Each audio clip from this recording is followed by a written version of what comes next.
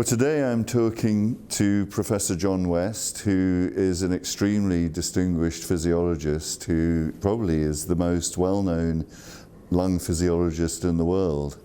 And I think his textbook on respiratory physiology is really what almost all chest physicians used and formed the basis of their physiology. But John has had a very interesting life and done many novel things, and so I want to ask you, John, about how it started in Adelaide when you were at school. Did you always know you wanted to do medicine?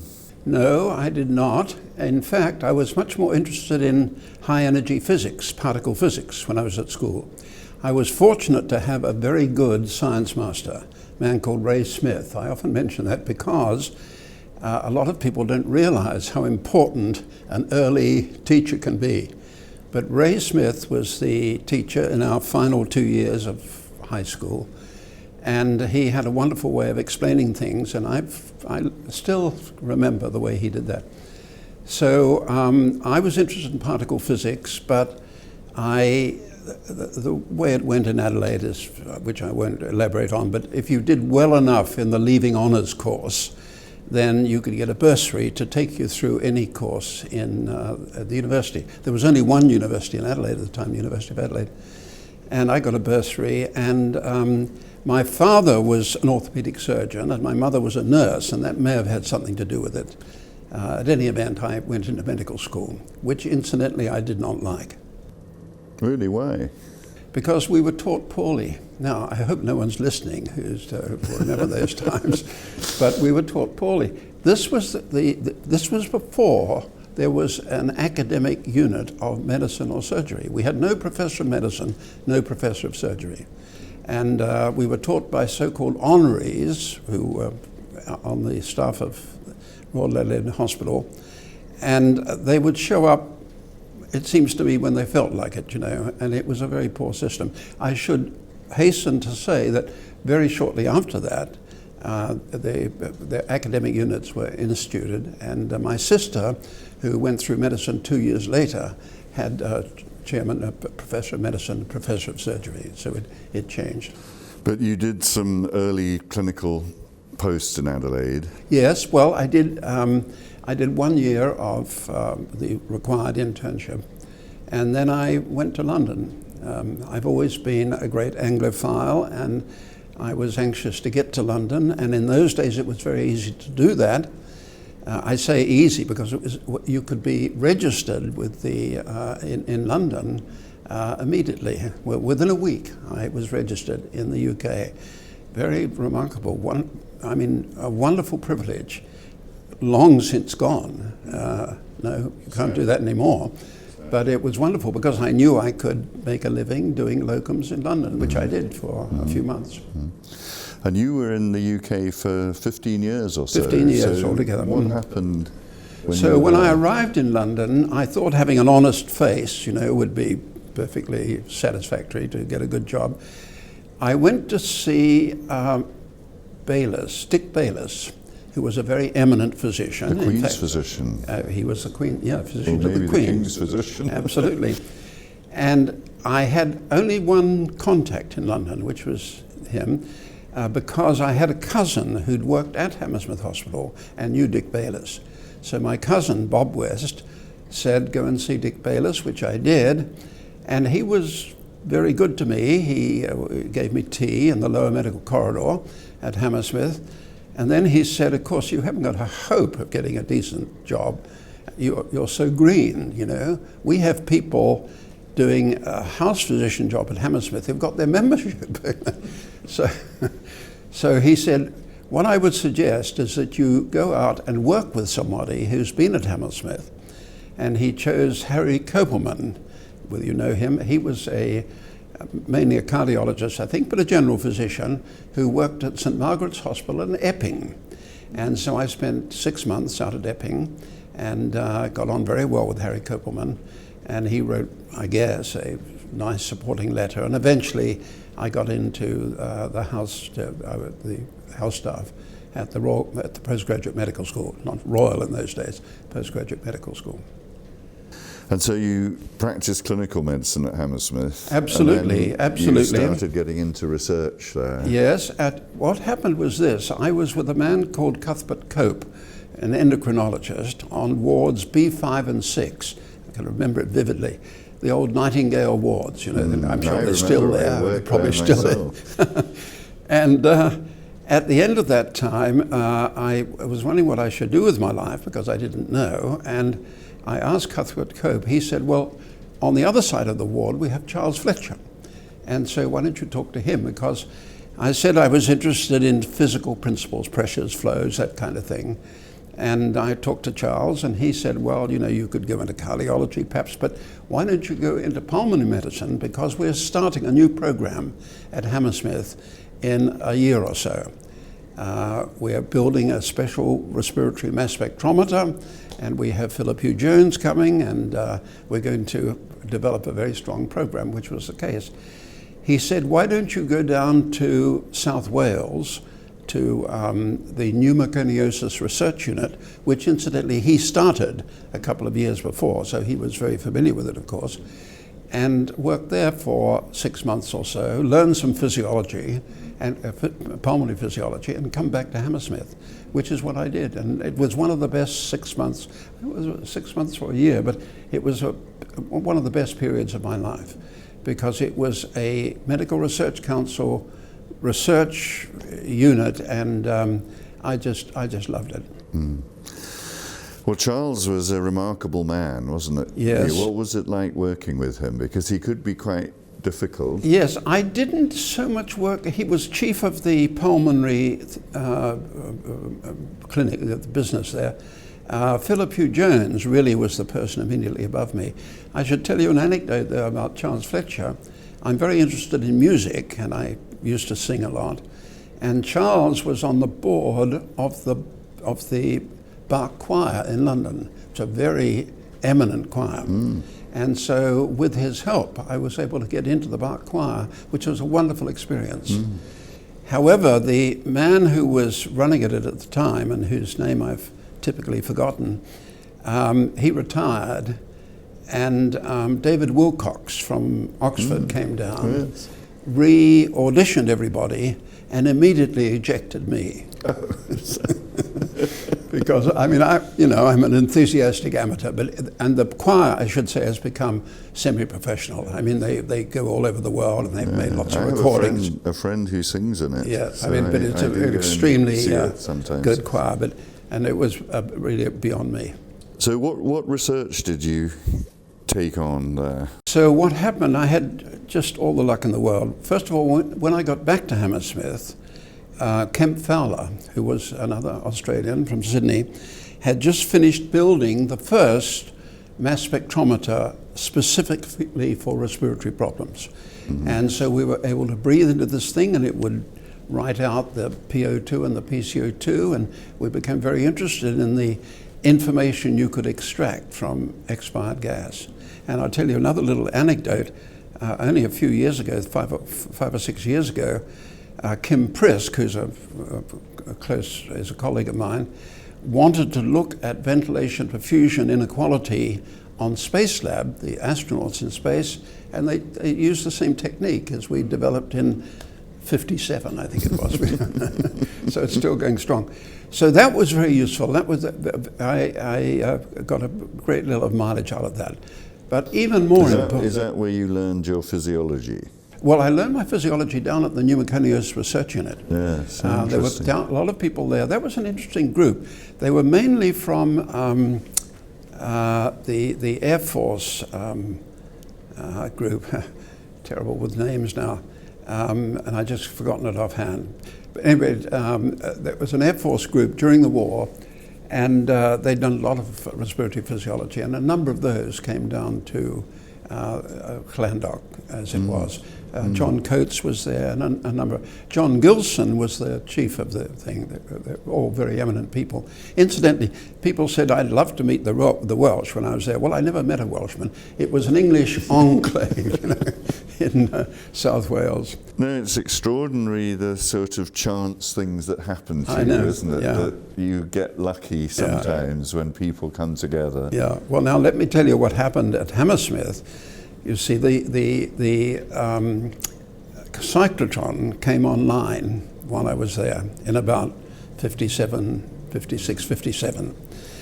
And I can remember a meeting we had with John McMichael, who's the chairman of medicine. We sat round the room. This is the way I remembered it. I may have embossed it a bit, but and he said, we've got radioactive oxygen 15, with a half-life of 2 minutes.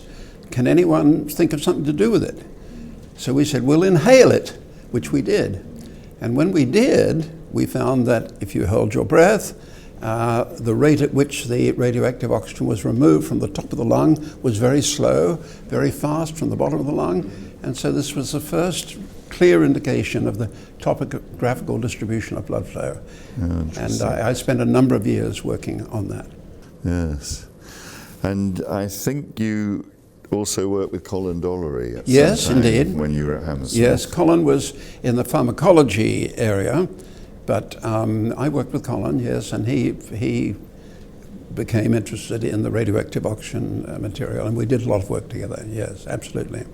So is this where your work with ventilation perfusion really started? Yes, it actually started when we were looking at expired gas, and I realized that you could get information about ventilation, perfusion, and quality. But regional ventilation of blood flow certainly started with the radioactive oxygen.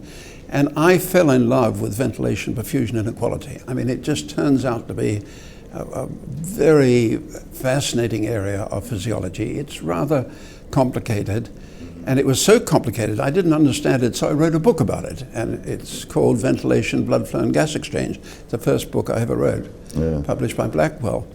And I still get the occasional check from them. I mean, it's way out of date. And nobody's ever heard of it in the United States. Well, very few people, but it's still used by people in the UK occasionally. So you stayed at Hammersmith for a long time. So I stayed at Hammersmith for, yes, almost 15 years. Went there, I guess, in 55, something like that, and I left in 69 to come to this country. But that period was interrupted by a couple of interesting things. One was that I went on this expedition with Sir Edmund Hillary, and that's an interesting story if you've got a moment. I was sitting in one of the meetings of the Physiological Society, and a woman next to me nudged me and said, "Did you know that Griff Pugh was taking a physiological expedition to Mount Everest or nearby?" And I said, "No, I didn't know that." So I got in touch with Pugh, and he was looking for young physiologists who could help him on this expedition. I don't know if you knew Griff Pugh, but he was someone who wanted young acolytes around him. He didn't want people who could argue with him. He wanted young people who would help him out. So that was a very remarkable expedition. We spent several months at an altitude of 19,000 feet, 5,800 meters, very high. In fact, so high that we believed at the time that no one had ever spent so long so high before. Really? That may be the case still, I don't know. And here's an anecdote about it, because Hillary was running the expedition. It was something that Pugh had arranged with Hillary. And so Hillary came to London, and he wanted to meet me, of course, because I was on the expedition. So he met me one day, and he said, "You know, nice to meet you. Tell me, how high have you climbed?" I said, "I'm terribly sorry, but I've never been on a mountain." "Oh," he said, "that sounds bad. You've done a bit of skiing." "Yes, I did a bit of skiing, but I've never been high altitude." "Oh," he said, "well, can you climb up that flight of stairs?" So I did that. He said, "That's okay." And that was sufficient. That was it. Yes. I think he really wanted to know whether you were on drugs or something like that, probably. So what did you learn from your measurements? That was a very successful expedition. The objective was to look at what we call lowlanders, people who live at low altitude, and go to high altitude and spend a long period at a very high altitude and look at the acclimatization process. And we got a lot of very important information. I was particularly interested in a couple of things. I was very interested in the diffusing capacity of the lung because I thought that might increase, but in fact it didn't, except for the fact that the hemoglobin concentration increases a bit, and then but otherwise it doesn't change. And in retrospect, it's not surprising because the diffusing capacity depends on the structure of the lung, and that doesn't change at high altitude. We did a great deal of work on exercise tolerance at high altitude, and a lot of papers came out of it. We made some measurements of alveolar gas at very high altitudes. It was a very, we looked at the ECG, I should say, electrocardiogram. We have some marvelous electrocardiogram traces showing extreme right heart rotation, right heart preponderance at high altitude. And of course, we couldn't measure our pulmonary artery pressure, but I guarantee it was very high. I mean, did you start to understand why some people get high altitude sickness and others don't? I don't think we added much to that.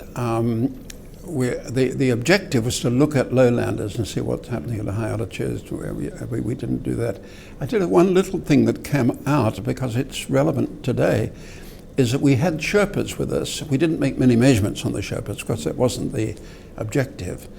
But Griff made a few measurements of their hemoglobin concentration and was surprised to find that they were rather low. And he said, oh, they must have iron deficiency or something like that. Well, we now know that Tibetans, very interestingly, have about the same, well, some of them at least, have the same hemoglobin concentration as we do at sea level. So there is a genetic change in Tibetans, a very interesting topic, which which means that they don't have a high hemoglobin concentration. As a result, they don't develop chronic mountain sickness. It's very interesting, by the way, that there are two groups of people in the world who have adapted well to high altitude: the Andeans and the Tibetans, and the phenotypes are completely different. So isn't that fascinating? That's really interesting. So that really kindled your interest in high altitude medicine, which has obviously continued. Yes. What happened was, when we came back from the Silver Heart expedition, we read a lot of papers about it and so on, and then I thought, I wonder whether one day it might be possible to make measurements at the highest point in the world, the summit of Mount Everest. Well, that sat there smouldering for a bit, but later on in 1981 we had the opportunity to do that, and we got the first measurements of human physiology on the summit of Mount Everest. And the interesting thing about that is that was done in 1981. No one's done any since. We're still waiting for somebody to go up there and tell. But it was always thought that it would be impossible for people to survive the summit of Everest. At the time, it was very controversial. And one of the reasons why we designed the expedition was to try and throw light on whether it would be possible to get to the summit without supplementary oxygen. And then in 1978, just while we were organizing the expedition, Messner and Haberler, two European climbers, managed to summit without supplementary oxygen. And how is it possible? Very few people can do it. Messner's been looked at very carefully. He has very good friends who are physiologists. But there's nothing special about Messner's physiology as far as can be determined. I mean, his lungs, heart seem to be, they've taken muscle biopsies, they all seem to be pretty much normal. And most people think it's something up here that does it. You know, he's got a will that determination. Yes. Well, getting back to low-level life. Yes. From London, you went off to San Diego. Well, first of all, I should say that I spent a year with Herman Ron at Buffalo, University of Buffalo, as it was then, and that was an interesting year. But Buffalo is not the most interesting city in the world, but it was nice to be with Herman Ron and Leon Fahey, and that was because Herman Ron was one of the great originators of ventilation perfusion inequality, and when he was in Rochester, New York. So that was a year, and that was the year after the Silver Heart expedition. And then when I came back to Hammersmith, I decided to try and sort out the reasons for the uneven distribution of blood flow in the lung. And that took us into animal physiology. We used animal preparations, and because it's essential to do that. There's no way, for example, you can determine the relative roles of the pulmonary artery, pulmonary venous, alveolar pressures on the distribution of blood flow. You can't do that in humans because you can't change one at a time. But with an animal preparation you can, and that was extremely productive, that period. So which animals did you use? We used a dog. Dogs. Yes, we used, I don't know whether we should talk about that, but we used greyhounds because we were close to White City, where greyhounds were raced, and we often said we got the ones who came second. Yes. So then you decided to move to the States permanently, or? Yes, and I don't know how much I should go into this. I actually went to, in the mid-60s, things were getting difficult, and funding was looking a bit iffy, and I went to the Medical Research Council, because I had a Medical Research Council group at Hammersmith. That's what kept me going. And I talked to somebody there who I actually met recently, and I said, do you think the Medical Research Council will support pulmonary physiology? And they said no.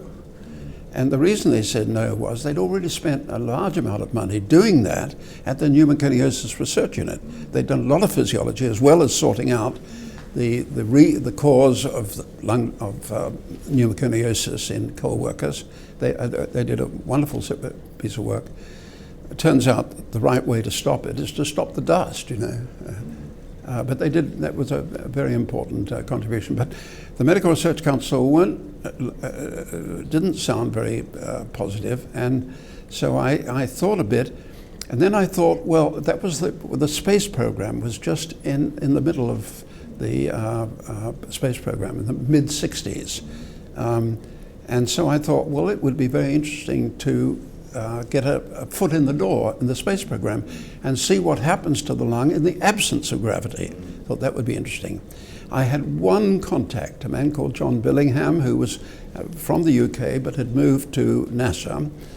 And I wrote to him, and he said, yes, come out for a year. And there was a special arrangement they had at NASA facilities for foreigners.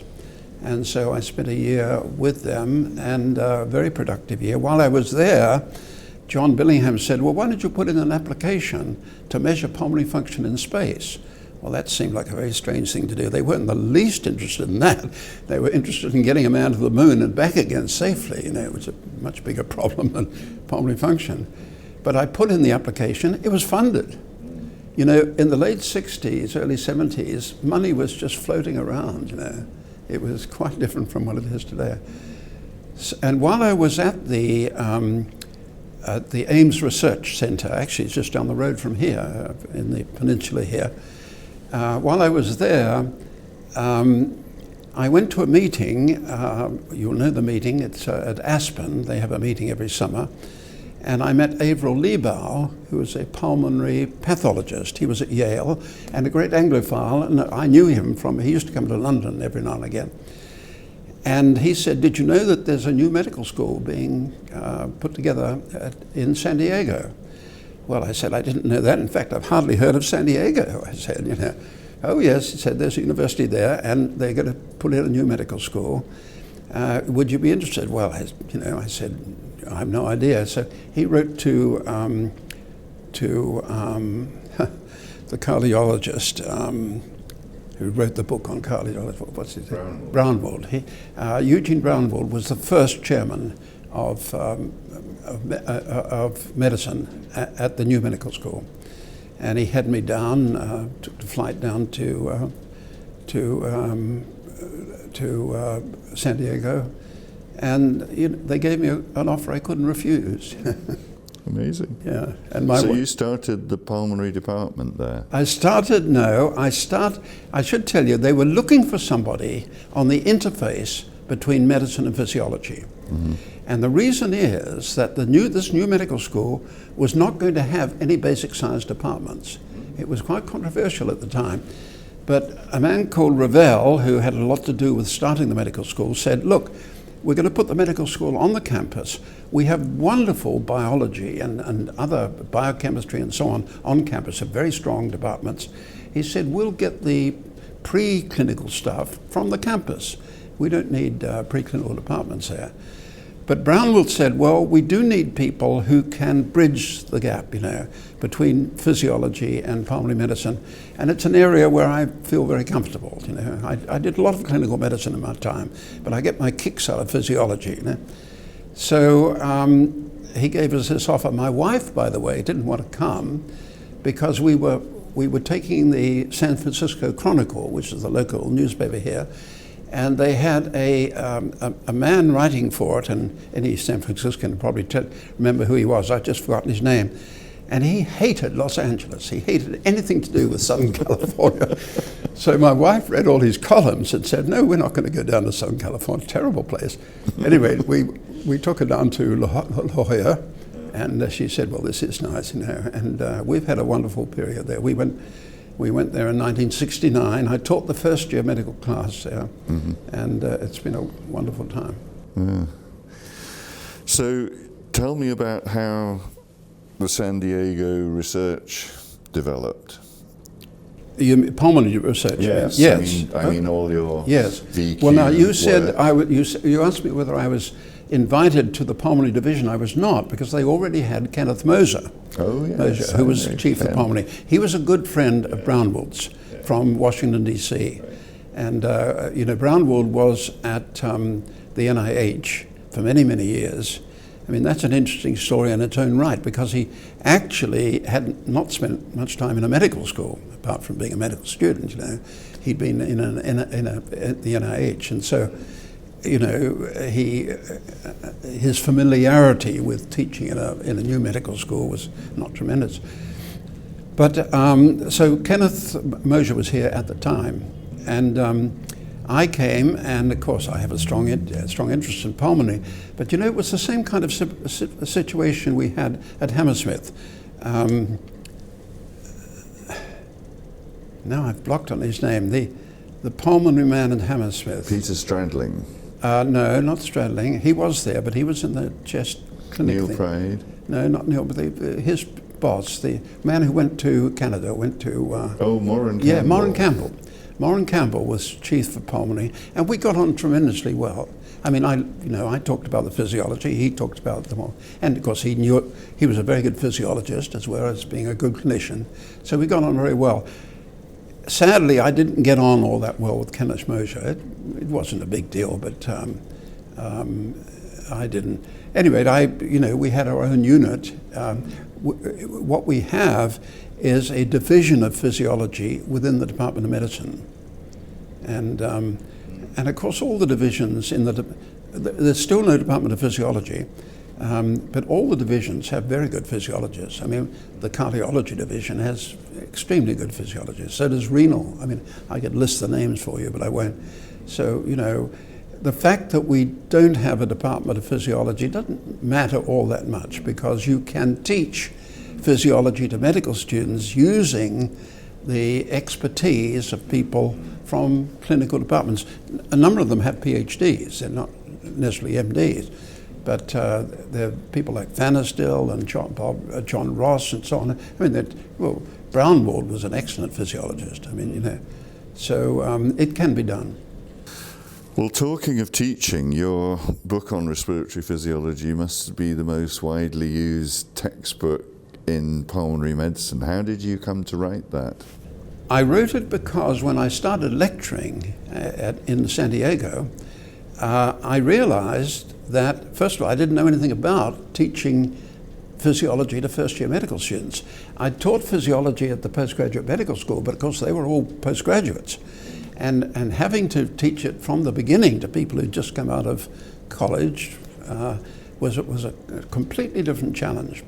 And I thought at the time that there was no book that was suitable. There was a book, Comroe's book, called The Lung, and it's a good book, but in my opinion it wasn't ideal. It was too much emphasis on the control of ventilation, which is what Comroe was interested in, but frankly is not the most important thing in pulmonary medicine. The most important things are gas exchange and mechanics. Those are the two things you need to know about, which unhappily some of our people don't know much about when they go to the intensive care unit, which is terribly sad.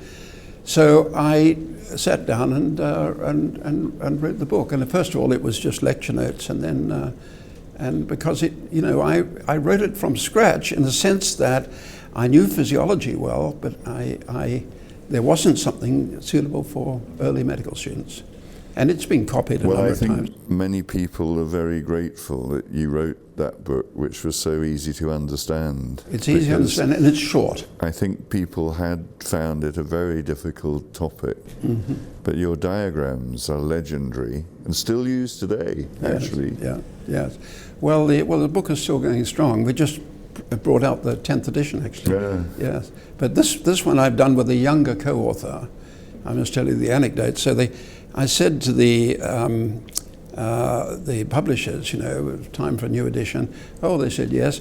But they said, I think you should get a younger person with you, Well, what they were really saying was they didn't think I was going to last much longer. So Andy Lux from the University of Washington is doing it, and he's a wonderful person to do. He's quite young. He's one of our medical students, actually. I taught him his physiology. But he's young, very interested in teaching, very strong clinically. So he's done, I think it's a good book, and we've put a bit more clinical work in it too. And how did you build up your department in San Diego? Yes, well, the way it works in the University of California is that you have FTEs, you have these are people supported by the university for teaching. And initially we had 3 FTEs, and one of them went to Peter Wagner, who was a wonderful choice. Some people said to me, well, he's an Australian, you sure you're choosing the right person? Well, he was exactly the right person. It turned out, he's done some extraordinary work. And then we were not only teaching the medical students, we were teaching graduate students, being a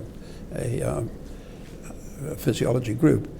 And I thought and neither Peter Wagner nor myself really knew a lot about the graduate program. I've never gone through a typical American graduate program. It's quite different in the UK. I did a PhD at the postgraduate medical school, but it was basically research and writing it up. But here it's different. Here the graduate program involves quite a bit of teaching and so on, and maybe better actually, as a matter of fact.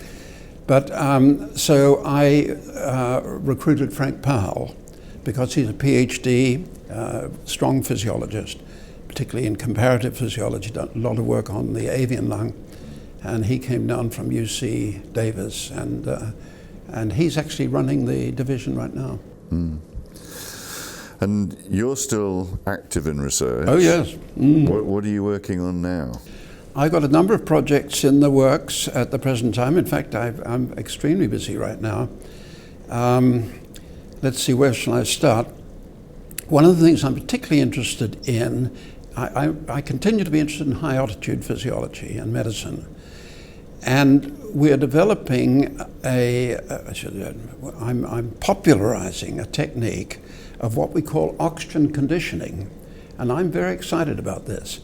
It's now possible, because of technology advances, which of course are going on all the time, it's now possible to use oxygen conditioning like you use air conditioning.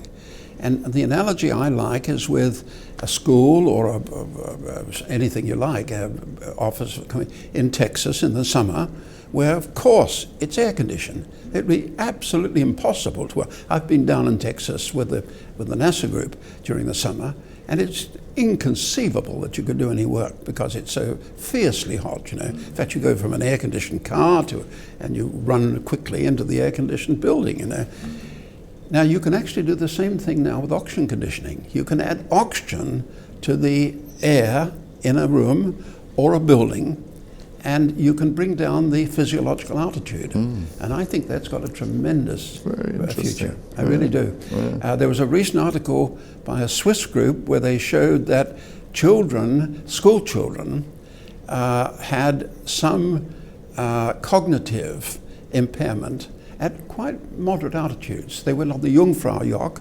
3,600 meters in Switzerland, and they went to La Paz in Bolivia, and they showed that the children had this. So, if you can show that children learn better at a lower altitude than a higher altitude. And certainly people can work better at a lower altitude than a higher altitude. I think it's very big news. So that's something I'm very interested in. I've been trying very hard to get the American Embassy in La Paz to introduce oxygen conditioning. I'm sure it would greatly improve their well-being and their productivity. I'm interested in a number of other things. I've developed it's nothing very special, but it's a device that measures oxygen and CO2 in the respiratory gases during inspiration and expiration. I mean, not very special. It just doesn't exist really before this, and I took out a patent on that. And we're actually thinking of using that, and it may or may not work, for patients with chronic obstructive lung disease, COPD, or other chronic diseases who are being treated at home. Because with this device, you can look at their gas exchange, you can get a measurement very like the alveolar arterial oxygen difference using end-tidal PO2.